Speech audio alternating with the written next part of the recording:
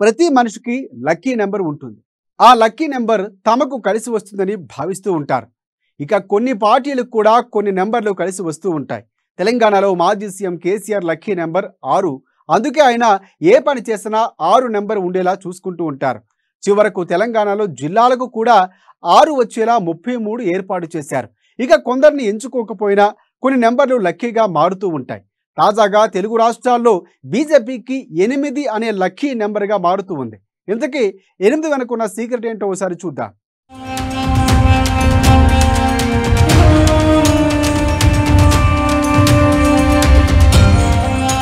బీజేపీకి కలిసొచ్చిన 8 నెంబర్.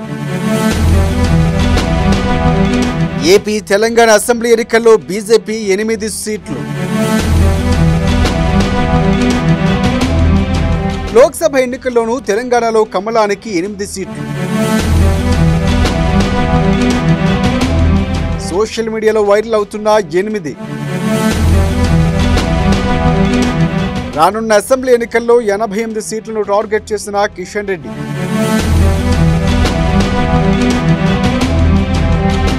ఎనిమిది తమకు కలిసొస్తుందని కమల నేతల్లో ధీమా. ఒక్కో మనిషికి ఒక్కో పార్టీకి లక్కీ నెంబర్ అంటూ ఉంటుంది. నెంబర్ అవసరం వచ్చినప్పుడల్లా లక్కీ నెంబర్ను ఎంచుకుంటారు. కొన్నిసార్లు ఎంచుకోకపోయినా ఒక నెంబర్ లక్కీ నెంబర్గా మారిపోతుంది. యాదృష్టికంగా జరిగినా అది నిజంగా ఆ పార్టీ లక్కీ నెంబర్ ఏమో అనిపిస్తుంది. ప్రస్తుతం తెలుగు రాష్ట్రాల్లో ఎన్నికల ఫలితాలు చూసిన తర్వాత ఏపీ తెలంగాణలో బీజేపీ లక్కీ నెంబర్ 8 ఏమో అనిపిస్తుంది. ఎందుకంటే గత తెలంగాణ అసెంబ్లీ ఎన్నికలైన ప్రస్తుత ఏపీ శాసనసభ తెలంగాణ లోక్సభ ఎన్నికల్లో బీజేపీ సాధించిన సీట్ల సంఖ్య 8. తెలంగాణ అసెంబ్లీ ఎన్నికల్లో బీజేపీ నుంచి 8 మంది ఎమ్మెల్యేలు గెలిచారు. దీంతో తెలుగు రాష్ట్రాల్లో బీజేపీ లక్కీ నెంబర్ 8 అంటూ సోషల్ మీడియాలో వైరల్ అవుతుంది.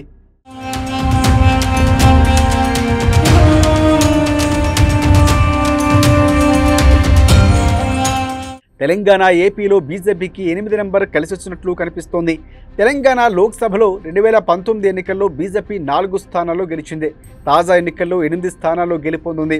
మరోవైపు తాము తెలంగాణలో 8 సీట్లు గెలుస్తామంటూ బీజేపీ జాతీయ అధ్యక్షులు నడ్డా కొద్ది రోజుల ముందు ఒక మీడియా ఇంటర్వ్యూలో తెలిపారు. అలాగే ఏపీలో మొత్తం 10 అసెంబ్లీ స్థానాల్లో పోటీ చేయగా బీజేపీ సగం స్థానాల్లో గెలిస్తే మంచి రిజల్ట్స్ వచ్చినట్లే అని బీజేపీ నేతలు భావించారు. తప్పకుండా 3 నుంచి 4 గెలుస్తామని, అదృష్టం కలిసి వస్తే 5 సీట్లు గెలుస్తామని భావించారు. కానీ ఊహించిన దానికంటే ఎక్కువగా మొత్తం 8 స్థానాల్లో గెలుపొందడంతో బీజేపీకి 8 లక్కీ నెంబర్గా మారిందనే చర్చ జరుగుతోంది.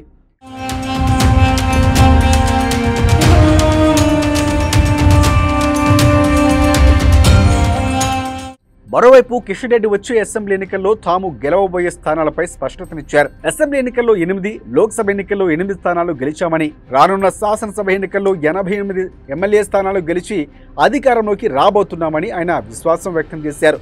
కాంగ్రెస్ పార్టీ నేతలు బీజేపీపై ఎంత విష ప్రచారం చేసినా ప్రజలు మోదీ నాయకత్వాన్ని కోరుకున్నారని చెప్పారు.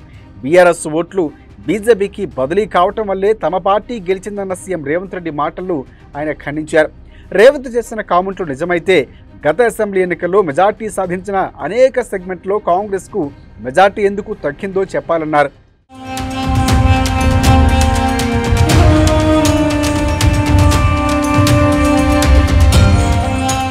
ఇక తెలంగాణలో మొత్తంగా 119 నియోజకవర్గాల్లో 47 అసెంబ్లీ నియోజకవర్గాల్లో బీజేపీకి స్పష్టమైన ఆధిక్యత లభించిందన్నారు. బీఆర్ఎస్ 14 చోట్ల 3వ స్థానానికే పరిమితమైంది. బీఆర్ఎస్ పార్టీకి కంచు కోట అయిన మెదక్లో ఆ పార్టీ 100 కోట్ల రూపాయలు ఖర్చు చేసిన విజయం మాత్రం దక్కలేదు.